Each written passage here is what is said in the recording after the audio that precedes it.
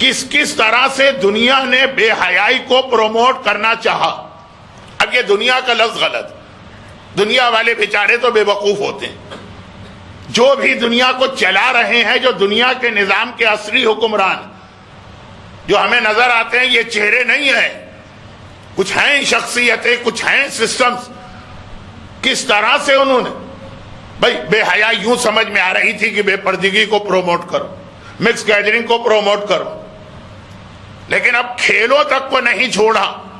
جو آدمی خالی یہ خیال کرتے ہوئے کہ بھائی مولانا نے بھی نہج البلاغہ میں کہا ہے کہ اپنے دن کے 3 حصے کرو، تو جن میں سے ایک حصہ ذرا سا سیر، تفریح، آرام، انٹرٹینمنٹ ہونا چاہیے.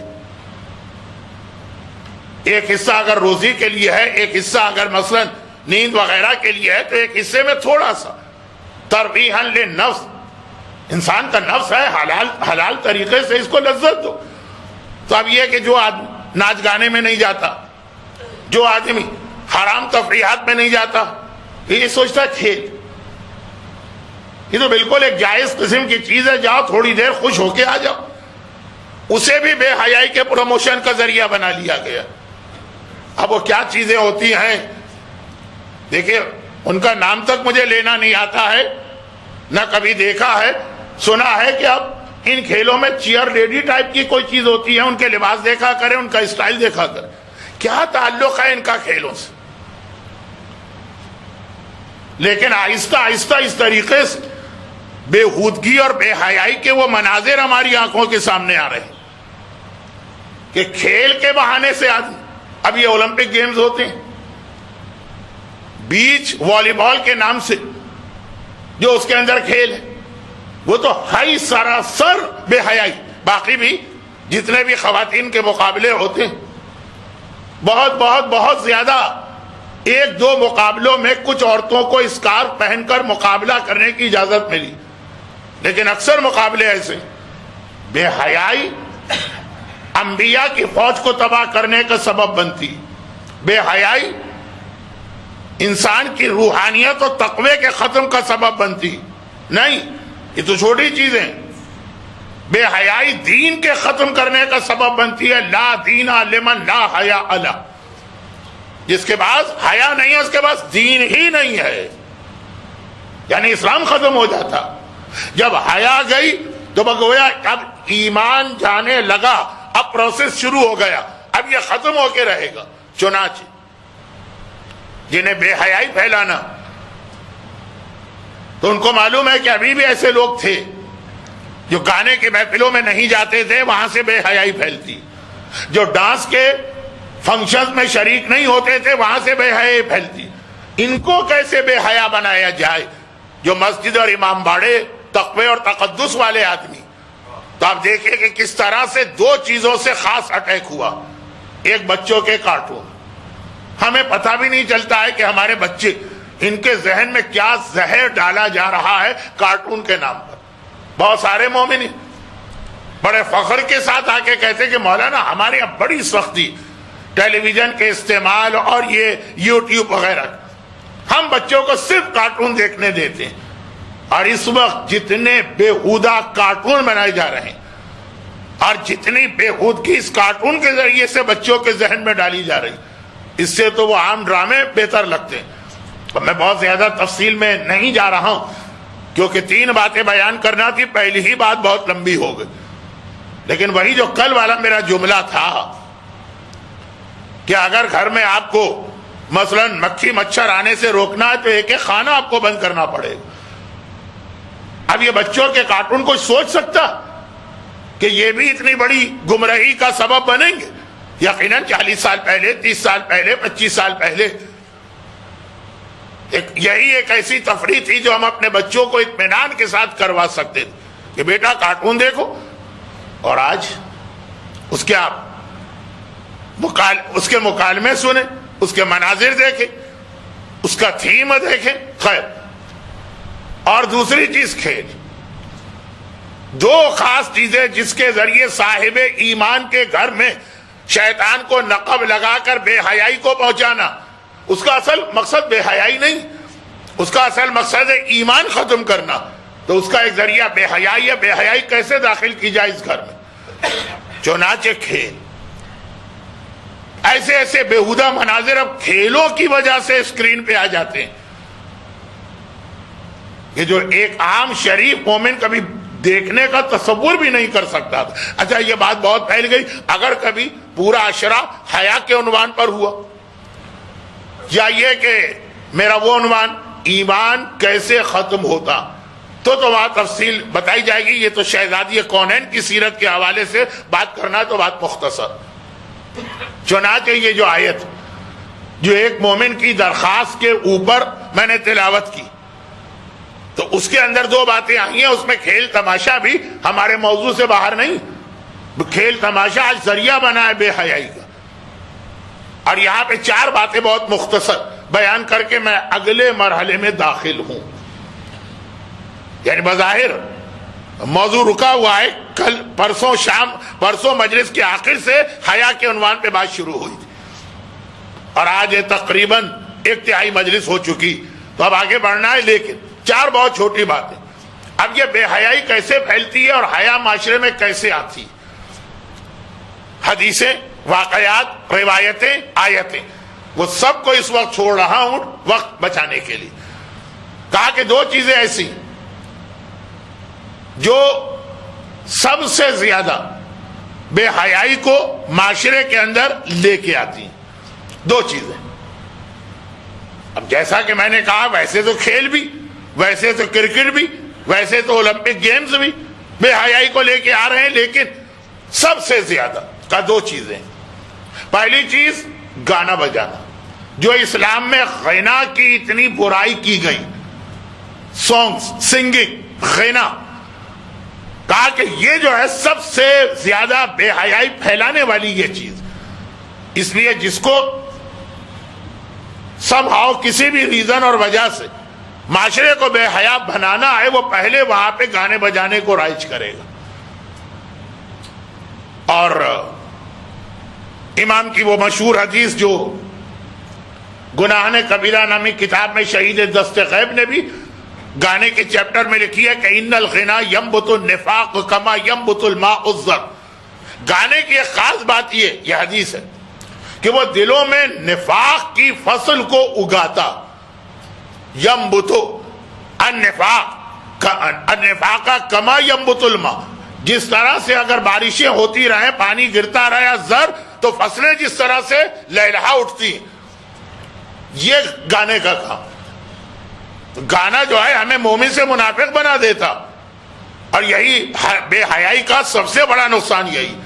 تو ایک تو گانا بجانا. اب دیکھیں یہ ایک ایک جملہ ایسا ہے جس پہ ایک ایک مجلس نہ صرف یہ کہ ہو سکتی ہے، بلکہ میں نے پڑھی، لیکن وقت بچانے، موضوع مکمل کرنے، اور یہ کہ جو بیچارے پھر بھی کرکٹ میچ کو چھوڑ کے آ گئے، کم از کم ان کو آخری چند اوورز کا مزہ مل جائے، اس لیے بات کو میں بہت مختصر رکھ رہا ہوں. گانا. اور دوسری چیز لقمہ حرام. پیٹ کے اندر اگر حرام کا لقمہ پہنچ رہا، اب اس پر میں اپنی بات اس لیے آگے نہیں بڑھا رہا کہ یہ تو ہماری تقریر کا آج کا اصل عنوان ہے. دو چیزیں ایسی ہیں بے حیائی پھیلانے والی، سینکڑوں چیزیں.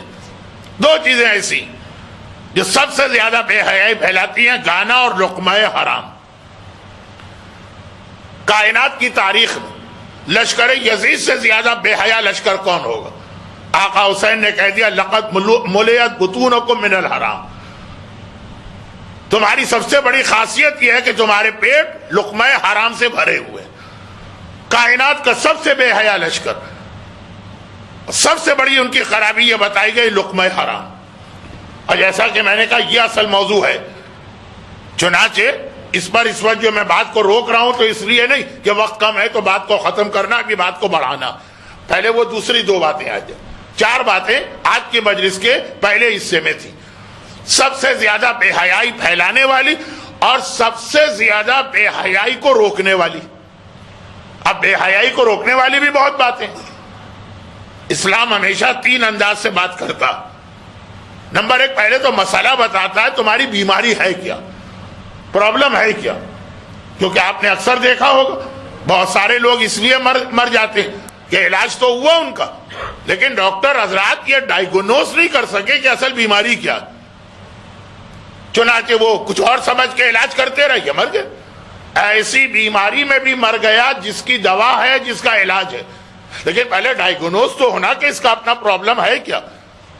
بہت سارے، کیونکہ ابھی میں پرسوں ہی ایک اخبار میں خبر پڑھ رہا تھا کہ فلاں مسئلہ تھا، ڈاکٹر نے دوسری تشخیص کی، دواؤں پہ دوائیں دی، پھر بھی وہ بیچاری 11 سال کی بچی مر گئی۔ تو ایک اہم سی چیز، تو اسلام پہلے تو بتاتا کہ تمہارا اصل پرابلم ہے کیا، تمہاری اصل بیماری ہے کیا۔ لیور خراب ہے، علاج گردے کا کر رہے ہیں، گردہ خراب ہے، علاج ہارٹ کا کر رہے ہیں، تو مرنا ہی مرنا۔ پھر اسلام یہ بتاتا کہ یہ خرابی آتی کیسے، کیوں، آخر یہ جو ہے آخر یہ خرابی پیدا ہوئی تو کیوں، تاکہ علاج جب ہو جائے تو آئندہ انسان احتیاط کرے۔ اور پھر اسلام یہ بتاتا ہے کہ اس کا علاج کیا ہے، یہ آئی کیوں، اور پھر کس طریقے سے اس سے بچ سکتے ہو۔ یہ 3 چیزیں۔ تو اب یہ بے حیائی مرض، بیماری جو ایمان کا خاتمہ کر دیتی ہے، اور بہت ساری چیزوں میں 2 اہم چیزیں ہیں جس کی وجہ سے ہم بے حیا بنتے ہیں، اہم ترین 2، باقی اور بھی چیزیں ہیں، اور 2 اہم ترین باتیں ہیں جو اس کا علاج، جو اس کی دوا۔ نمبر 1 تو کل بات آ گئی، گرچہ خود میرا دل مطمئن نہیں ہوا، اتنی سی بات، لیکن ان الصلاۃ تنہی عن الفحشاء، یہ ایک آیت کا یہ سب سے بڑا علاج ہے کہ اگر نماز پڑھو گے تو یہ بے حیائی سے تمہیں روکے گی، باقی گناہ بعد میں ہیں۔ پہلا سب سے بڑا فائدہ نماز کا، یہ نماز کوئی اس کو مختصر یا کوئی غیر اہم عبادت نہ سمجھے، بوجھ نہ سمجھے، یہ آپ کا وہ علاج ہے کہ جو اتنی پریشانیوں سے آپ کو بچانے والی۔ نمازی کو اللہ 15 برکتیں دیتا ہے، 5 دنیا میں، 5 قبر میں، 5 آخرت میں۔ بہت مشہور حدیث ہے، آج کل بہت پڑھی جانے لگی، اور ایسی بے شمار حدیثیں۔ تو یہ بہت فائدے کی چیز۔ لوگ کہتے ہیں اللہ کو ہماری نماز کی کیا ضرورت ہے؟ نہیں، اللہ کو نہیں، تمہیں تمہاری نماز کی ضرورت، یہ تمہارے فائدے کے لیے۔ فرشتے بھی تو نماز پڑھتے ہیں، وہ نماز فرشتوں کو فائدہ دیتی، یہ تو کوئی ایکسکیوز نہیں ہوا نا کہ ہم بیمار ہیں، ڈاکٹر نے ہمیں دوا دی، ہم نے کہا وہ فلاں صاحب کو کھلا دیجیے۔ بھئی وہ دوا کھا بھی لیں گے تو اس سے آپ کا مسئلہ تو رہے گا نا، فرشتوں کی نمازیں، فرشتوں کے سجدے ان کو فائدہ دے رہے، مسئلہ تو تمہارے ساتھ۔ عذاب قبر فرشتوں پہ نہیں آئے گا، قیامت کے دن پیاس کے عالم میں فرشتے نہیں اٹھائے جائیں گے۔ تو خیر، یہ تو وہ چند چلتے ہوئے جملے ہیں جو لوگ نماز سے بچنے کے لیے کہہ دیتے ہیں۔ اب یہ کہ عرب ممالک میں نماز کا ایک ماحول ہے تو بہت سے وہ لوگ بھی نماز پڑھ لیتے ہیں کہ جب یہ اپنے پاکستان یا انڈیا کے شہروں اور دیہاتوں میں جاتے ہیں تو مجال ہے کہ ایک نماز بھی یہ پڑھیں، تو عادت والی نماز تو چاہیے بھی نہیں، لیکن جو اصلی نماز، جس اصلی نماز کی 2 بڑی خاصیتیں تو قرآن نے بتا دی۔ فویل للمصلین، کن نمازیوں پہ قرآن نے کہا تباہی اور عذاب ہے؟ نمبر 1 ساہون، نمبر 2 یراؤن، نمبر 3 یمنعون الماعون۔ اتنا آج کے مجلس میں جو مجمع آیا وہ بہت ہی چنا ہوا فلٹرڈ قسم کا مجمع، اس لیے میں تفصیلات میں نہیں جا رہا ہوں، خالی اشارے کر رہا ہوں کہ کس نے فویل للمصلین کی آیت نہیں سنی اور اس کے حوالے سے یزید کا آرگومنٹ نہیں سنا کہ نماز نہ پڑھنا، قرآن نے تو نمازی کو برا کہا ہے، شرابی کو کہیں برا نہیں کہا۔ خیر، تو اب نماز پہلی چیز، علاج، دوا، کیسے بے حیائی کا خاتمہ کیا جائے۔ خالی بے حیائی کو کوسنے دینے سے کام نہیں چلے گا، کہا 2 بہت اہم چیزیں، نمبر 1 یہ، نمبر 2 حجاب۔ یہ جو ہمارے یہاں حجاب اور یہ جو شہزادی کی سیرت کے حوالے سے حجاب کا تصور آتا، تو حجاب پہلی چیز نہیں ہے، اصل چیز ہے بے حیائی، خاتمہ اس کا کرنا۔ اسی لیے حجاب اس کا ایک ذریعہ ہے، اصل چیز بے حیائی۔ اسی حجاب کا موضوع مرد عورت دونوں کے لیے، کیونکہ بے حیائی عورتوں میں اگر ہے تو مردوں میں بھی ہے۔ اور حجاب، میں کوشش یہی کر رہا ہوں کہ باتیں خالی ہوائی باتیں نہ ہو، بلکہ اس کی دلیلیں قرآن حدیث سے آپ تک پیش کرو۔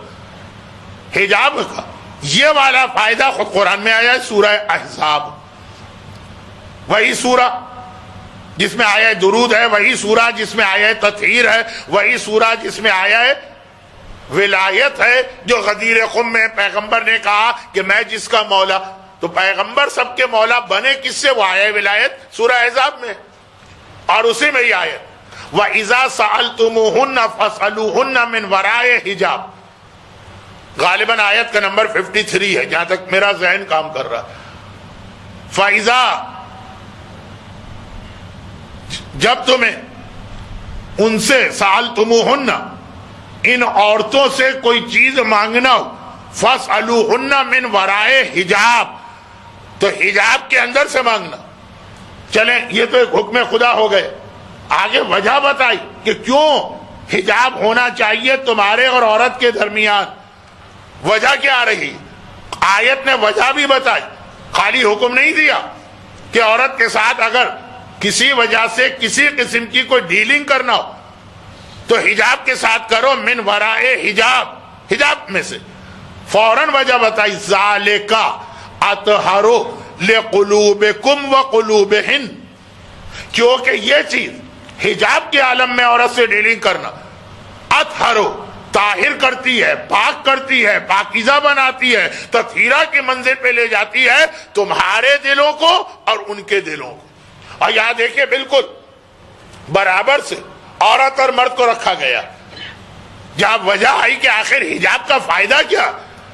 قلوبکم، کم عربی زبان میں مردوں کے لیے اور کنہ عربی زبان میں عورتوں کے لیے، تو کہا مرد اور عورت دونوں کے دل اطہر، ایک ہوتا ہے طاہر یعنی پاک، اور ایک ہے اس کی سپرلیٹو ڈگری اطہر، سب سے زیادہ پاک، کبیر بڑا، اکبر سب سے بڑا، صغیر چھوٹا، اصغر سب سے چھوٹا، عالم علم والا، عالم سب سے زیادہ علم والا، طاہر پاک، اطہر سب سے زیادہ پاک والا۔ یہ قرآن نے کہا کہ دلوں کو سب سے زیادہ پاک کرنے والی چیز حجاب ہے، اور جہاں یہ حجاب آئے گا دل جب پاک ہو جائیں گے تو وہاں سے بے حیائی خود بخود رخصت ہوگی۔ یہ چار چیزوں پہ بڑے آرام سے خمسہ پڑھا جا سکتا ہے، لیکن جیسا کہ میں نے اپنی مجبوری بتائی، میں اس مومن کی خواہش تو پوری نہیں کر پاؤں گا، لیکن بہرحال 1 گھنٹے کا وقت تو مجھے آج اپنے آپ پہ لازم ایک پابندی عائد کرنا ہے، مصائب کے علاوہ 1.25 گھنٹے ہو ہی جائیں گے۔ تو اب 4 باتیں، 2 چیزیں بے حیائی کو پھیلاتی ہیں سب سے زیادہ، اور 2 چیزیں بے حیائی کو ختم کر کے حیا کو لے کے آتی ہیں۔ نماز بے حیائی کو ختم کر کے حیا کو لاتی ہے، اور حجاب، اور دوسری جانب غنا سب سے زیادہ بے حیائی کو پھیلاتا ہے، اور لقمہ حرام۔ زمانے کے امام نے اپنے پہلے لشکر سے بیعت لی، اور مولا نے فرمایا کہ یہ لکھ کر اپنے گھروں میں اس روایت کو آویزہ کر دینا، ہینگ کر دینا، صبح شام اٹھتے بیٹھتے آتے جاتے اس پہ نگاہ پڑ۔ اور وہ جو 3 باتیں امام نے خاص منتخب کی، پہلی بات حیا کا خیال کرنا ہے، بے حیائی نہیں چاہیے، یہ لشکر امام کو تباہ کرنے والی چیز ہے۔ کچھ دلیلیں کل کی مجلس میں آئیں، کچھ باتیں آج ہو گئی۔ برحمتك يا أرحم الراحمين، وصلى الله على محمد وآله الطاهرين۔